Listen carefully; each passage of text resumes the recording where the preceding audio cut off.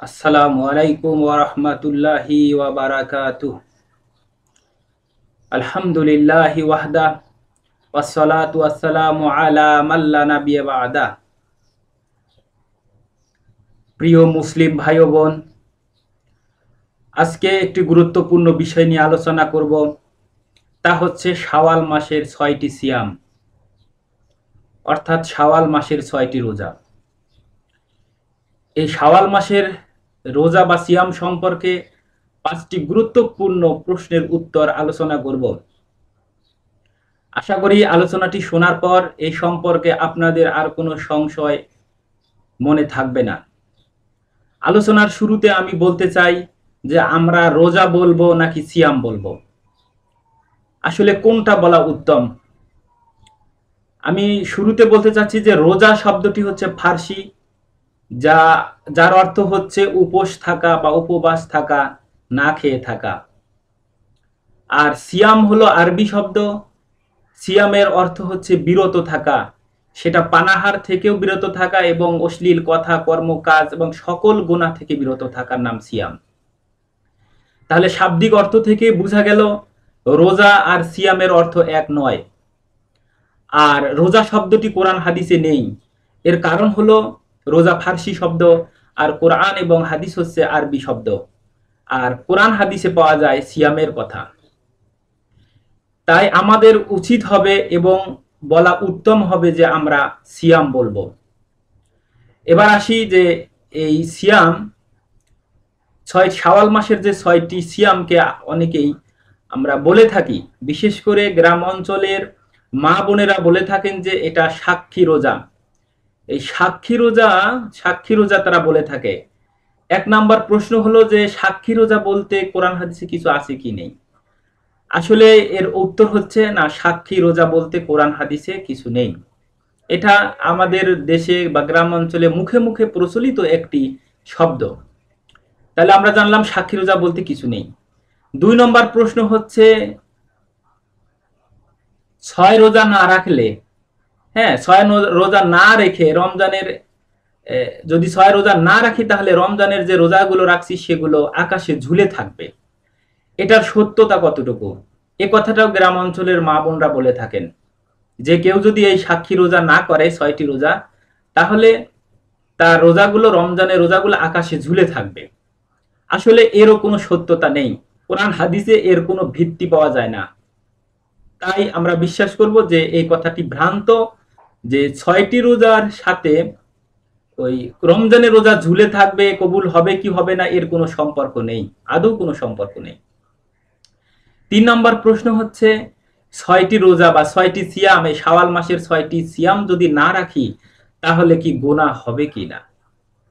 প্রথমে বলে রাখি, যেহেতু এটা খুব গুরুত্বপূর্ণ, সিয়াম রাখা অনেক ফজিলতের কাজ, তাই প্রত্যেক মুসলিমের উচিত যে যারা পুরো রমজানে আমরা সিয়াম পালন করেছি তাদের উচিত হবে এই গুরুত্বপূর্ণ এবং ফজিলতপূর্ণ এই আমলটি বাদ না দেয়া। অবশ্যই আমরা এই ৬টি রোজা রাখবো। হ্যাঁ, তবে প্রশ্ন হলো এই ৬টি রোজা না রাখলে গুনাহ হবে কিনা। জি না, এই ৬টি রোজা না রাখলে ইনশাআল্লাহ কোনো গুনাহ হবে না। এটা সুন্নাহ মুস্তাহাব, এটা রাখলে অনেক নেকি হবে, সেটা আমি পরে আলোচনা করব। না রাখলে কোনো গুনাহ হবে না ইনশাআল্লাহ। ৪ নম্বর প্রশ্ন হলো এই ৬টি রোজা রাখলে এর ফজিলত কি, কি উপকারিতা হবে। এর উত্তর আমরা সরাসরি হাদিস থেকেই জেনে নেই। সহিহ মুসলিমের এই হাদিসটি রয়েছে। আন আবি আইয়ুব আনসারী রাদিয়াল্লাহু আনহু আন্নাহু হাদাসানা আন্না রাসূলুল্লাহ সাল্লাল্লাহু আলাইহি ওয়াসাল্লাম, আবু আইয়ুব আনসারী রাদিয়াল্লাহু তাআলা আনহু বলেন, রাসূল সাল্লাল্লাহু আলাইহি ওয়াসাল্লাম বলেছেন, মান সামা রমাদানা সুম্মা আদবাহু সিত্তান মিন শাওয়ালিন কানা কাসিয়ামিদ দাহর। যদি কেউ রমজান মাসের পূর্ণ ১ মাস রোজা রাখার পর, রমজানের সিয়াম রাখার পর কেউ যদি শাওয়াল মাসের ৬টি সিয়াম পালন করে, সে যেন সারা বছর সিয়াম রাখলো, অর্থাৎ সারা বছর পুরো ১ বছর সিয়াম রাখার সওয়াব পাওয়া যাবে। অনেক গুরুত্বপূর্ণ একটি আমল। তাই আমাদের উচিত হবে এই শাওয়াল মাসের ৬টি সিয়াম আমরা পালন করব, তাহলে পুরা ১ বছর সিয়াম রাখার সওয়াব আমরা পেয়ে যাব ইনশাআল্লাহ। এই হাদিসটি রয়েছে সহিহ মুসলিমের ১১৬৪ এবং হাদিস একাডেমির 2448 নাম্বার এবং ইসলামিক ফাউন্ডেশনের 2625 নাম্বার এবং ইসলামিক সেন্টার হলো 2624 নাম্বার। সর্বশেষ প্রশ্ন যেটা হচ্ছে 5 নাম্বার প্রশ্ন, এই 6টি রোজা কি আমরা একটানা রাখবো নাকি আমরা ভেঙে ভেঙে রাখবো? এর সঠিক উত্তর হচ্ছে, যেহেতু এই হাদিসের মধ্যে একসাথে রাখবো কিংবা ভেঙে ভেঙে রাখবো এ মর্মে স্পষ্ট কোনো বর্ণনা দেয়া নেই, তাই অধিকাংশ ইসলামিক স্কলার এবং প্রায় সকলেরই ঐক্যমত যে এটা একটানাও রাখা যাবে এবং ভেঙে ভেঙেও এই 6টা সিয়াম রাখা যাবে, এতে কোনো সমস্যা হবে না ইনশাআল্লাহ। তাহলে আমরা জানলাম যে এই 6টি সিয়ামকে আমরা একসাথেও একটানা রাখতে পারবো অথবা ভেঙে ভেঙে রাখতে পারবো, কোনো সমস্যা নেই।